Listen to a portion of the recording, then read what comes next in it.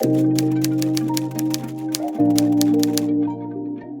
guys and welcome back to Mental Health Mondays. I hope you are all well. So in today's video we're going to be talking about 5 highly effective ways to manage high functioning anxiety. High functioning anxiety is something that I struggle with. It's also something I made a video on a couple of weeks ago on signs that you may have high functioning anxiety. So this is just kind of a follow up to that in how you can cope with it on a daily basis. So high functioning anxiety is essentially you looking like you've got everything together on the surface, but underneath you're really struggling. You may have low self-esteem, you may procrastinate a lot, you may struggle to sleep. You also may feel the need to be busy all the time and might be an overachiever like I am, but still feel that constant sense of dread and negativity every single day. So my first tip is to learn to recognize the symptoms for what they are. I think the first step in recovering from any kind of mental illness is the recognition, the putting words to what you've been feeling, or even writing down or saying these things out loud. By doing that, anxiety loses some of its power because you're kind of shining a light on it, and it's not this kind of like background kind of chatter to you anymore. Often when I do this, when I put words to things, I realise quite how stupid, or let's use the word irrational, my anxiety can be. So it's one thing to be describing them. The next thing is recognizing in the moment when you're doing this. And this is hard, but for example, interrupting a negative thought cycle when you're in the midst of it and saying, okay, this is what's happening. And again, shining a light on how illogical or how irrational the thoughts are is important. So I make a conscious effort to notice when I'm overthinking and notice when I'm starting to get quite worked up. I will stop. Instead of allowing the cycle to continue, I will kind of put my foot down. No matter if it's a time-sensitive job that I have to get done, I will stop, I will take a step back, I will go and do whatever I need to do, whether it be take a walk, eat something, read something, and then come back to it feeling a lot calmer. The next technique is acceptance, because I think a lot of the time when we feel anxious,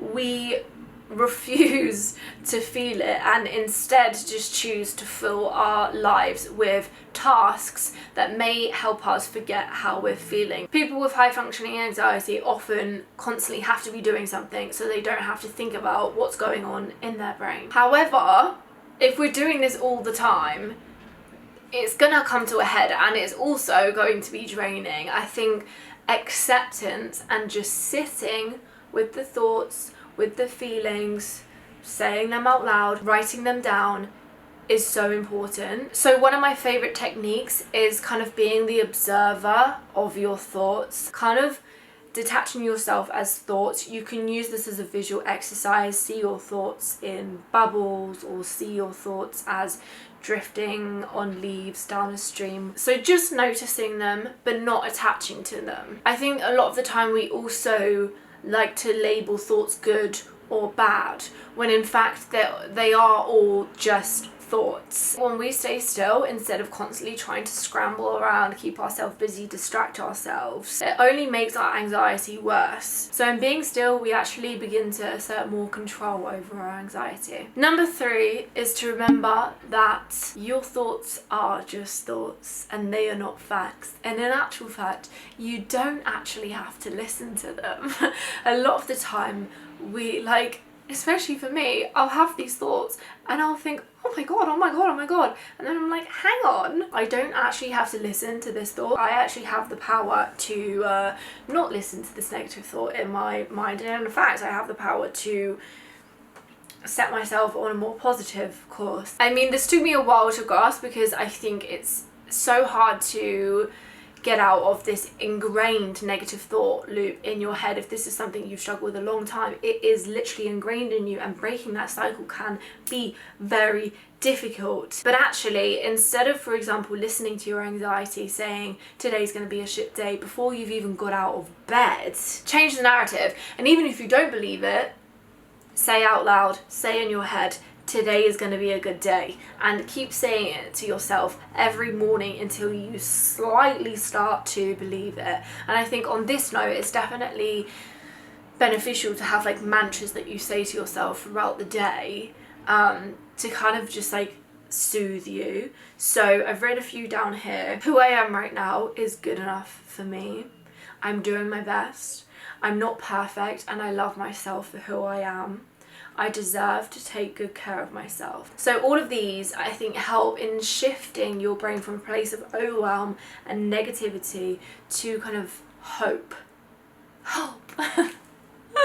and self-acceptance. Number 4 is to look at what needs changing in your life to move on to the next level. Like, what is holding you back right now? For me, it is the negative self-talk and the not having my own back, essentially. I think I'm shit. I think everything I do is shit. So, you know, my self-doubt and my self-esteem, I know, are the two main things that I want to work on. Therefore, I'm going to work on these because I know that that's going to lower my anxiety and allow me to get things done and stop doing things like procrastinating, which is massively linked into this whole self-esteem thing, because we procrastinate on things because we feel, well, I certainly do, because I feel like what I'm going to do is not going to be good enough.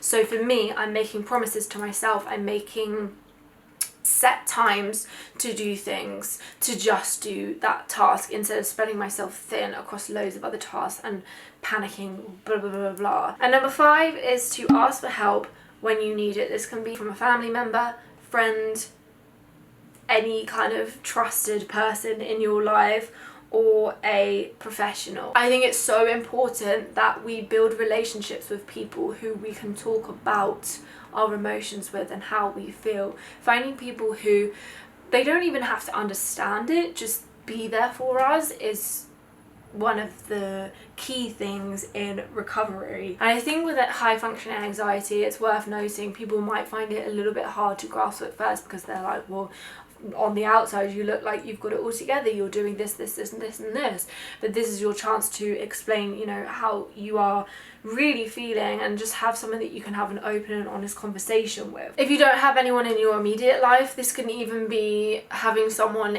on an online group or forum. Social media can be a great way to start with this. Communities on there can be really, really helpful. And as for professional help, if your anxiety has come to a point where it's really, really, really affecting your life, and you think you might need a professional to, you know, maybe talk through it or get the right medication, I will link some websites where you can find therapists and psychiatrists. I will also link a video I did on how to get free therapy if you do live in the UK. And remember, you can always go to your GP. So I really, really hope that this video has helped. Please do let me know in the comments below if it did. I love chatting to you guys in the comments. It absolutely makes my life. So I will see you in my next video. I upload weekly vlogs on a Sunday, and then my mental health Mondays on a Monday. Please look after yourself, stay well, and until then, goodbye.